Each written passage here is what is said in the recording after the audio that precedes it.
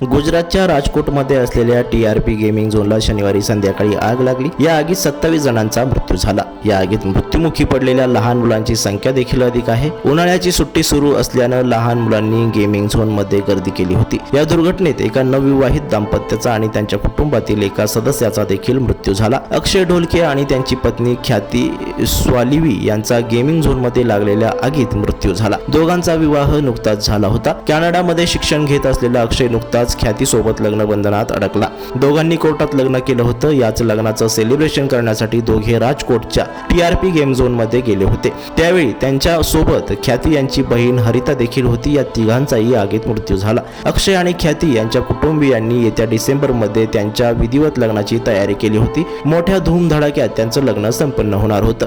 मात्र नवदाम्पत्याचा त्याआधीच करोनांत झाला। त्यामुळे दोन्ही कुटुंबावर मोठा आघात झालाय। अक्षयचे आई वडील अमेरिकेत वास्तव्यास असतात।